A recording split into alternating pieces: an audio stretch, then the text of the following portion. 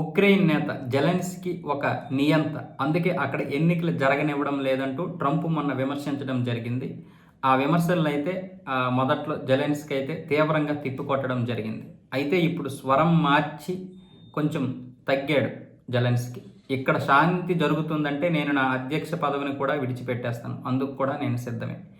ప్రస్తుతానికి ఈ చమురు నిక్షేపాలు అలాగే ఖనిజ నిక్షేపాల విషయంలో అమెరికాతో మాకు ఒప్పందం కుదురుతుంది. అది ఖచ్చితంగా చర్చల దశలో ఉన్నాయి, జరగాల్సిందే. అయితే నేను అధ్యక్ష పదవిని వదిలేస్తాను, మాకు శాంతితో పాటు నాటోలో కూడా సభ్యత్వం కావాలంటూ ఉక్రెయిన్ అధ్యక్షుడు జెలెన్స్కీ అయితే మాట్లాడడం జరిగింది. దీంతో పాటు ఇతర దేశాలు కూడా, ఇతర దేశ అధినేతలు చాలామంది మా దేశం వచ్చి మాతో మాట్లాడుతున్నారు శాంతి కోసం. రష్యాతో మాకు పూర్తి స్థాయి శాంతి ఒప్పందాలు జరగాలి, ఆ అవసరం అమెరికా అధ్యక్షుడితో మాకుంది, కాబట్టి మేము ఇప్పుడు తగ్గాల్సిందే అంటూ జెలెన్స్కీ అయితే మాట్లాడటం జరిగింది. మొన్న మాట్లాడినటువంటి ఏదైతే దూకుడు ఉందో ఆ దూకుడిని అయితే తగ్గించడం జరిగింది. అంటే బహుశా చాలా వరకు ఏం చేసినా సరే అమెరికా సహాయం లేకుండా మేము రష్యాతో యుద్ధం ఆపలేము.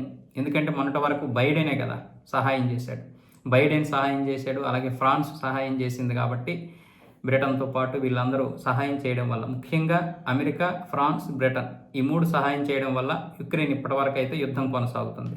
ఇప్పుడు గనక అమెరికా చేతులు ఎత్తేస్తే ఖచ్చితంగా చేతులు ఎత్తే అవకాశాలు ఉన్నాయి. ఎందుకంటే ఇప్పటికే జెలెన్స్కీతో ట్రంప్ తగువ పెట్టుకున్నాడంటే అతడికి నచ్చడం లేదు.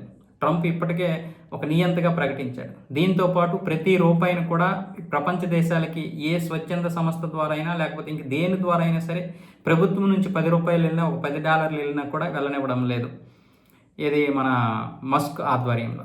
సో ఇప్పుడు ఖచ్చితంగా ఉక్రెయిన్కి అయితే ఇన్ని $1 మిలియన్ అలాగే $1 బిలియన్ వచ్చే పరిస్థితి లేదు. అమెరికా నుంచి కనుక ఫండ్ ఆగిపోతే బహుశా మరి ఇంకా ఉక్రెయిన్ పూర్తిగా నాశనం అయిపోయే అవకాశాలు ఉన్నాయి. తద్వారా ఈ జెలెన్స్కీ వల్లే ఉక్రెయిన్ నాశనం అయిపోయింది అనుకుంటూ భవిష్యత్తులో ఏదైనా సరే జరగవచ్చు. ఇప్పుడు రష్యా, ట్రంప్ ఒకటయ్యే అవకాశాలు కూడా ఉన్నాయి. ఈ సమయంలో ట్రంపే సహాయం చేయకపోతే ఇంకా రష్యా రెచ్చిపోతుంది, దానివల్ల ఉక్రెయిన్ చాలా నష్టపోతుంది. ఈ విషయాలు గమనించినట్టు ఉన్నాడు జెలెన్స్కీ. దాంతో చాలా వరకు తగ్గి మాట్లాడాడు.